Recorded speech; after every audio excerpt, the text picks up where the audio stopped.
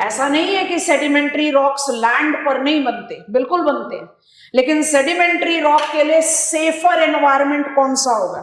Sedimentary rock के लिए safer environment होगा एक्वाटिक, क्योंकि एक्वाटिक एनवायरनमेंट में बिलो बेस लेवल जो एक्सोजेनेटिक एजेंट है, जो डिपॉजिटेड सेडिमेंट को बहा कर ले जा सकते हैं। जैसे मान लो river Ganga have deposited something in Uttar Pradesh today, कल मॉनसूनल सीजन आएगा, रिवर गंगा का वाटर वॉल्यूम बढ़ जाएगा, तो जो आज डिपॉजिट करा है वो मॉनसून में इरोड करके ले जाके बे ऑफ बंगाल में डंप करेगा, यस और नो? पर जो बे ऑफ बंगाल में ऑलरेडी डिपॉजिटेड है वो कहां जाएगा? वो बे ऑफ बंगाल के शैलोअर लोकेशन से डीपर पर चला जाएगा, बे ऑफ बंगाल से बाहर तो कहीं नहीं जाना उसको। इसलिए sedimentary rocks stratified always with embedded fossils. I think this is done. माने इग्नियस के साथ जाएगा, क्रिस्टल सेडिमेंट्स के साथ जाएगा स्ट्रेटा, इग्नियस के साथ कभी भी फॉसिल नहीं, सेडिमेंट्री के साथ हमेशा फॉसिल। पहले यहां तक क्लियर हो गया तो बता दूं, परफेक्ट। अब सेडिमेंट्री रॉक को क्लासिफाई करते हैं। How many types of sedimentary rocks can be identified? Sedimentary rocks के सिर्फ 3 कैटेगरी, 2 बनाकर उसको सब कैटेगराइज करते हैं। 2 कैटेगरीज हैं, एक को बोलते हैं टेक्सचर बेस्ड, जैसे हमने इग्नियस रॉक में किया, एक को बोलते हैं composition based. Texture based sedimentary rock को एनसीईआरटी का टर्म है तो एम्फेसिस दे दे रहे, क्लास्टिक बोलते हैं, तो इसको नॉन क्लास्टिक बोल देते हैं। ये आपके टेक्सचर का नाम है, ये आपके सेडिमेंट्स का नाम है। ये सेडिमेंट्स हैं, सेडिमेंट्स हैं, इनको रॉक्स बनाना है। अब देखो कितनी आसानी से रॉक बनता है। इसको दोबारा से लिखेंगे, थोड़ा सा जगह ज्यादा चाहिए। बढ़े आगे, अब देखते जाओ, नाम कितना आसान हो गया। जब तक सेडिमेंट है तब तक रॉक थोड़ी है। It has to be subjected to cementation and compaction to become rock. तो अगर फाइन टेक्सचर्ड सेडिमेंट है, फाइन टेक्सचर्ड सेडिमेंट है, तो या तो वो क्ले होगा, माने बिल्कुल फाइन, आप सब क्ले जानते हैं, या उससे कंपैरेटिव कोर्सर होगा जिसको मड बोलते हैं। अब आपने क्या करना है, इनको रॉक्स बनाना है, तो हम ना कलर डिफरेंट कर दे रहे हैं ताकि दिखाई दे।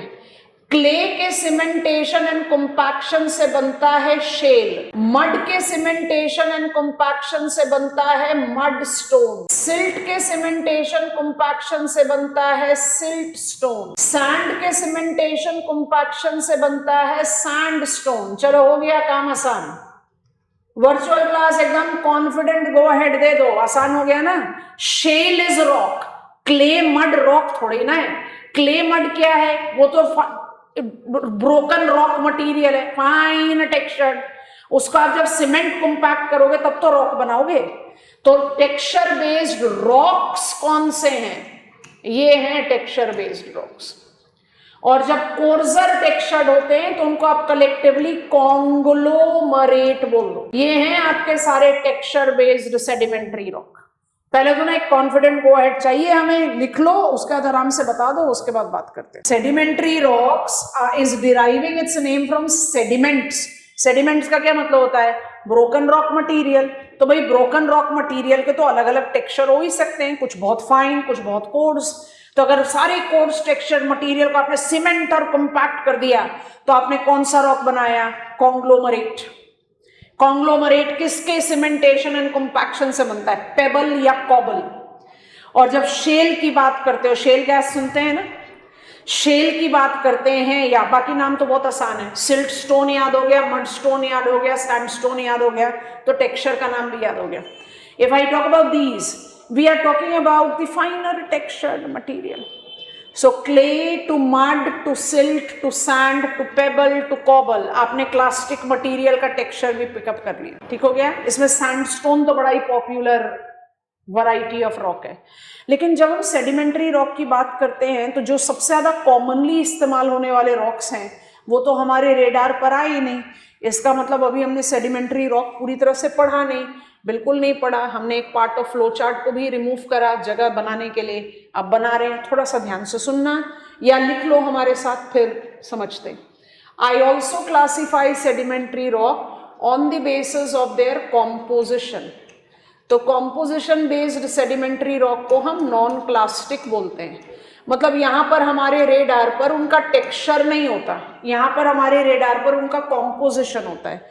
अब कौन कौन से कॉम्पोजिशन बेस्ड सेडिमेंट्री रॉक हैं, आप रॉक्स के नाम पहले ले लो या आप उनकी कैटेगरीज अप्लाई करो, हम दोनों चीजें साथ साथ क्रिएट कर रहे हैं। So I have the most common carbonaceous,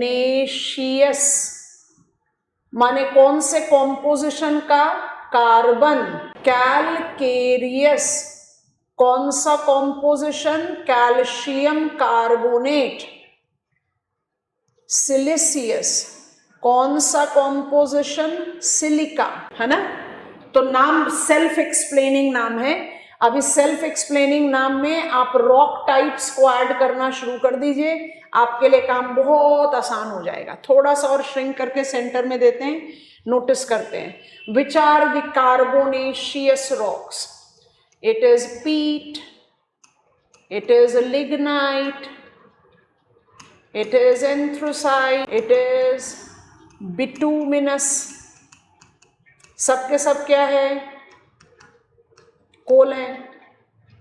carbonaceous माने coal, calcareous limestone 100% calcium carbonate, dolomite 45% ferrous constituent भी होता है, माने 65% के करीब आपका कैल्शियम कार्बोनेट है।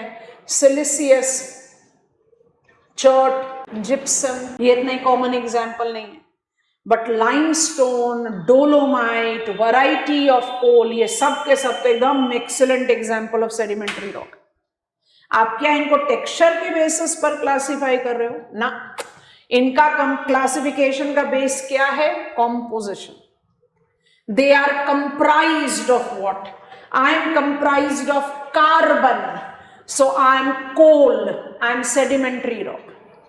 पीट के बाद लिग्नाइट, लिग्नाइट के बाद बिटूमिनस, बिटूमिनस के बाद एंथ्रोसाइट। आपने कार्बन कंटेंट बढ़ाया, इसलिए एंथ्रोसाइट को रिचेस्ट कमर्शियल कोल बोलते हैं, लिग्नाइट को कमर्शियली यूटिलाइजेबल ब्राउन कोल बोलते हैं। पीट भी टेक्निकली तो ब्राउन कोल में ही है, लेकिन पीट को हम कमर्शियली कोल की तरह इस्तेमाल नहीं करते, रेजिड्यू ज़्यादा होता है, स्मोक ज़्यादा होता है, उसका जो कैलोरिक वैल्यू है वो कम होता है। सो लिग्नाइट एंड पीट आर ब्राउन कोल। किस तरीके का sedimentary rock? Carbonaceous, carbon. I think this is done. Sedimentary rocks are classified on the basis of their texture called clastic, and on the basis of their composition, non-clastic. When I talk about sedimentary rock as clastic, I can have fine textured, moderate textured and coarse textured sedimentary rock. Compositionally, name, technical name चाहिए। So carbonaceous, calcareous, siliceous, नाम ही बता दे रहा है कि मेरा composition क्या है। If I am carbonaceous, I am coal. If I am calcareous, I am calcium carbonate. चलो भाई, confident go ahead दे दो। Sedimentary rocks are always stratified. Sedimentary rocks will always have embedded fossils. तो वो skeleton remains of organism ही तो है जो मुझे limestone, calcium carbonate देता है। Limestone is the raw material for cement. Dolomite is also utilized, but 60 से 65% cement production in world is based on limestone. So limestone is a very important sedimentary rock commercially. Of course, coal is also having its own importance. India जैसे country में तो अभी तक भी 65% of the commercial energy is based on coal. Largest power generator of our country is NTPC, National Thermal Power Corporation. और thermal power corporation का maximum power generation is coal based. Revision cycle पर आएंगे, पहले आगे बढ़ते हैं। अब मेरे पास बचा third type of rock. उस रॉक का नाम है metamorphic rock. Metamorphic, it derives it's name with metamorphism, माने रिन्यूअल। एनी एग्जिस्टिंग रॉक, तो ना तो मुझे मैग्मा चाहिए ना मुझे सेडिमेंट चाहिए, रॉक चाहिए। Any existing rock when is subjected to temperature, pressure or shock that leads to its renewal, metamorphism, it creates metamorphic rock. तो कोई भी एग्जिस्टिंग रॉक मेटामॉर्फिक हो सकता है। और वैरायटी ऐड कर सकते हैं, पहले यहीं से शुरू करते हैं।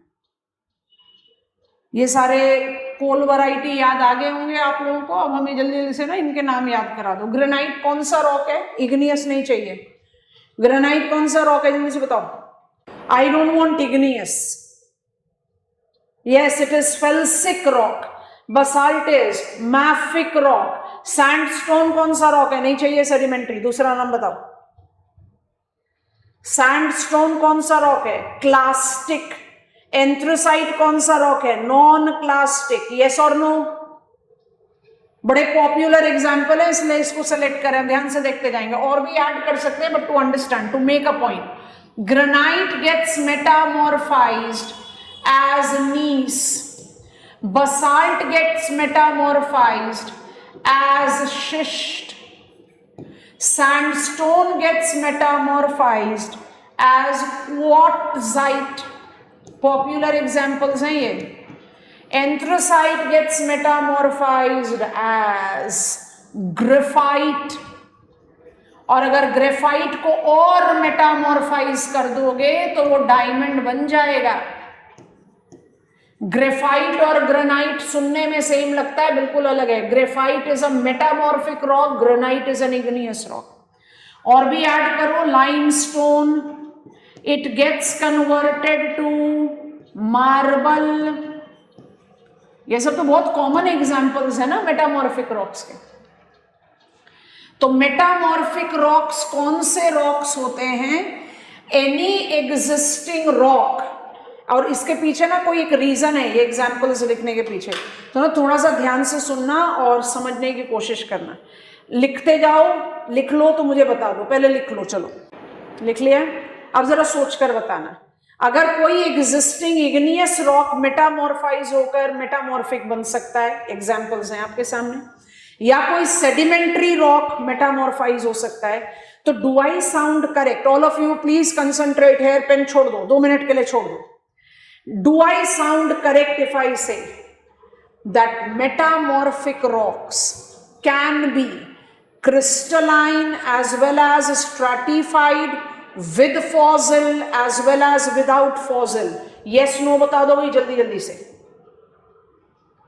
वेरी गुड, समझ में आया यहां पर क्यों नहीं लिखा था कुछ भी मेटामॉर्फिक रॉक के लिए? क्योंकि मेटामॉर्फिक रॉक के लिए ऐसा कोई स्टैंडर्ड कैरेक्टरिस्टिक्स होगा ही नहीं।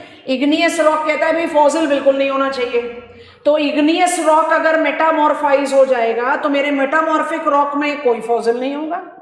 सेडिमेंट्री रॉक में हमेशा एम्बेडेड फॉसिल होता है, तो कभी कोई सेडिमेंट्री रॉक मेटामॉर्फाइज हो जाएगा तो उसके अंदर फॉसिल होगा।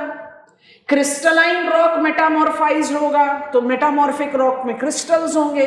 स्ट्रैटिफाइड रॉक मेटामॉर्फाइज होगा तो वो स्ट्रैटिफाइड होगा। I think this is comfortable. Metamorphic rock is that rock which by default is correlated with existing rock getting metamorphized. और जब आप इस पॉइंट को जस्टिफाई करते हो ना, तो इसमें एक बड़ा इंटरेस्टिंग सा फैक्टर आता है। Yes, I have got this. अब इसको ना ध्यान से देखना और समझने की कोशिश करना। एक बड़ा इंटरेस्टिंग सा इमेज ओपन कर रहे हैं और इसको आप नोटिस करना, और इफ रिक्वायर्ड हम इस पर थोड़ा सा ओवरराइट कर देंगे अगर ये स्क्रीन पर प्रॉपर नहीं आए। हमने मेटामॉर्फिक रॉक्स के लिए क्या क्या कैटेगरीज बनाए? ये रहा। Metamorphic rocks is any existing rock that is subjected to metamorphism. So metamorphism किसकी वजह से हो सकता है? टेम्परेचर की वजह से, प्रेशर की वजह से। Temperature, when you are subjected to temperature of 550 degrees Celsius, उससे ज्यादा बढ़ा दोगे तो मेल्ट होकर मैग्मा हो गए। यस और नो? तब जब रॉक बनेगा तो वो इग्नियस है। माने टेम्परेचर इतना होना चाहिए कि आप मेल्ट ना हो, मॉडिफाई हो जाओ। प्रेशर इतना होना चाहिए कि आप मॉडिफाई हो जाओ from your existing rock. And what is shock? ये देखो, can all of us view this depression on the surface of the earth, जो देखने में किसकी तरह लगता है? क्रेटर। याद आया आप लोगों को? क्रेटर, क्रेटर किसका फीचर है? Volcanic feature. बट क्या ये क्रेटर है? नहीं, इसको बोलते हैं इंपैक्ट क्रेटर। इंपैक्ट क्रेटर तब बनते हैं जब कोई extra terrestrial material falls on ground, उसके फॉलिंग फोर्स से जो डिप्रेशन तैयार होता है, उस डिप्रेशन को आप इंपैक्ट क्रेटर बोलते हैं। सोच कर देखो, इस इंपैक्ट क्रेटर से जो उसका फॉलिंग फोर्स हुआ होगा, क्या उसके शॉक से जो एग्जिस्टिंग रॉक है वो मेटामॉर्फाइज नहीं होगा? हो सकता है ना? तो शॉक मेटामॉर्फिज्म भी होता है, रेयर है पर होता है। हमारे कंट्री में यही एग्जाम्पल आ गया किसका? लोनार लेक। रामसर साइट है हमारे कंट्री का। Lonar lake is a crater lake. Crater lake, कौन सा क्रेटर? वोल्केनिक क्रेटर ना, impact crater. So always remember, impact crater is called pseudo volcanic feature। pseudo का मतलब क्या? फॉल्स। एकदम फेस वैल्यू पर तो ऐसा लगता है कि अरे ये तो क्रेटर है, पर क्या ये वही क्रेटर है जो वोल्केनिज्म में डेवलप होता है? ना।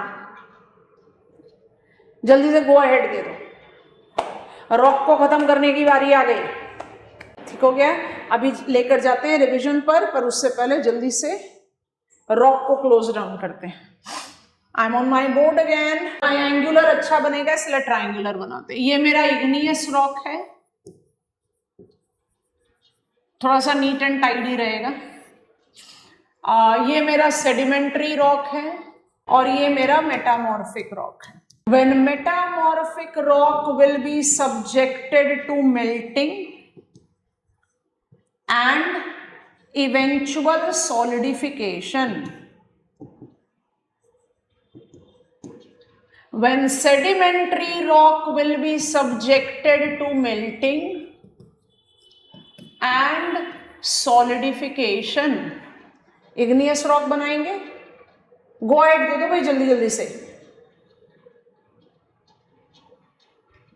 शाबाश, आगे बढ़ रहे हैं।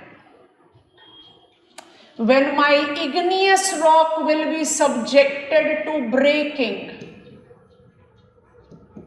cementation, it will develop sedimentary rock. When my metamorphic rock will be subjected to breaking, क्योंकि ब्रेकिंग से ही तो रॉक सेडिमेंट्स डेवलप होंगे ना, और उसके बाद आप उसको डिपॉजिट करके सीमेंट कर दो तो आप बना दोगे सेडिमेंट्री रॉक। ठीक है, चलो साइकिल को कंप्लीट करते हैं। अब क्या करें, अब ले लेते हैं डिफरेंट कलर ताकि आराम से दिखाई दे। When igneous rock will be subjected to immense temperature and pressure, when sedimentary rock will be subjected to immense temperature and pressure, आपको पता है कि टेम्परेचर इतना नहीं होना चाहिए कि रॉक मेल्ट कर जाए, तो मेटामॉर्फिक रॉक बनाएगा। इसी को बोलते हैं रॉक साइकिल। कोई भी एक टाइप का रॉक किसी भी दूसरे टाइप के रॉक में कन्वर्ट हो सकता है। We have created desired introduction for beginning with exogenetic force. We started our study saying relief and now we have understood that relief are made up of rocks, rocks are made up of minerals, minerals are combination of elements. There are three different types of rocks.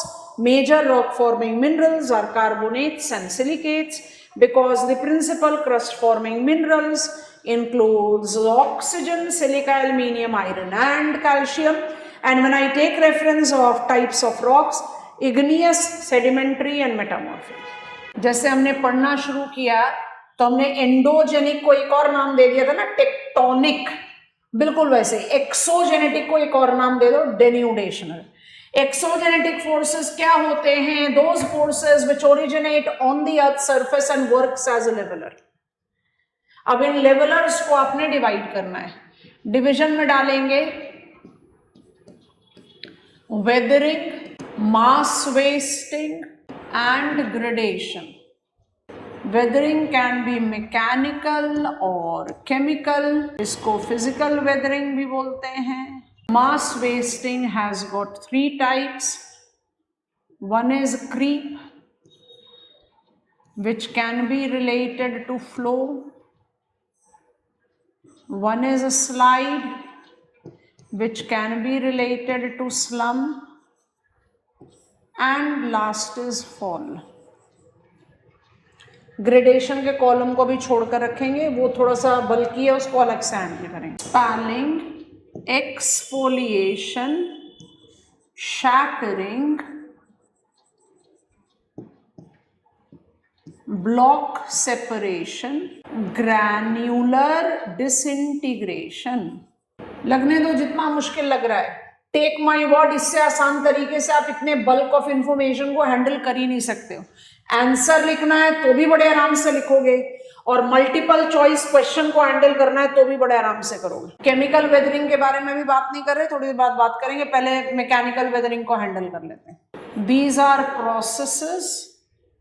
Centre पर ले आते हैं आप flow chart को. बाकी को रहने दो, बाकी अभी नहीं स्टडी कर रहे, पहले इसको कंप्लीट करेंगे फिर पढ़ेंगे. So these are processes, I can count them and I will be counting it. उसके अलावा जब हमें मैकेनिकल वेदरिंग को या फिजिकल वेदरिंग को समझना है तो हमें फिजिकल वेदरिंग के एजेंट्स भी पता होने चाहिए. तो फिजिकल वेदरिंग के एजेंट्स में आप किस किस को इंक्लूड कर सकते हो? आप इंक्लूड कर सकते हो सनलाइट लिख सकते हैं, टेम्परेचर लिख सकते हैं. I am writing temperature, I am writing precipitation, I am writing Frost action. I can include the pressure release. Apart from that, I can include roots of the plants. I'm writing vegetation, and I can also include insects. आपने इनको लिख लिया है तो हमें go ahead देंगे. हम इस जगह का इस्तेमाल करेंगे, इसलिए इसको थोड़ा सा सेंटर पे डाल. अच्छा, NCERT भी पढ़ोगे ना तो वहां पर आपको लिखा हुआ दिखेगा. There are 3 types of weathering. एक वेदरिंग का नाम लिखा हुआ एनसीईआरटी में बायोलॉजिकल वेदरिंग. वो ना टेक्निकली गलत है. वेदरिंग का मतलब होता है ब्रेकिंग ऑफ रॉक्स. तो बायोलॉजिकल वेदरिंग नहीं होता, बायोलॉजिकल एजेंट हो सकता है, क्योंकि ब्रेकिंग का प्रोसेस तो मैकेनिकल ही होगा. जब आप वेदरिंग को डिफाइन करते हैं तो आप क्या कहते हैं? Weathering is process of disintegration. अब डिसइंटीग्रेशन प्रोसेस को आप कौन सा वेदरिंग बताओगे? मैकेनिकल या डीकंपोजिशन? तो डीकंपोजिशन हो गया केमिकल. सो वेदरिंग या तो डीकंपोजिशन हो सकता है या डिसइंटीग्रेशन हो सकता है. डिसइंटीग्रेशन करने में वेजिटेशन और इंसेक्ट का रोल हो सकता है. तो एजेंट्स बायोलॉजिकल हो सकते हैं, लेकिन ये बायोलॉजिकल एजेंट करते क्या हैं थोड़ा समझने की कोशिश करते हैं. स्पेलिंग का मतलब होता है सिंपल ब्रेकिंग, एकदम सिंपल ब्रेकिंग. एक एक लाइन का डेफिनेशन लिखवा रहे हैं ताकि मुश्किल ना हो.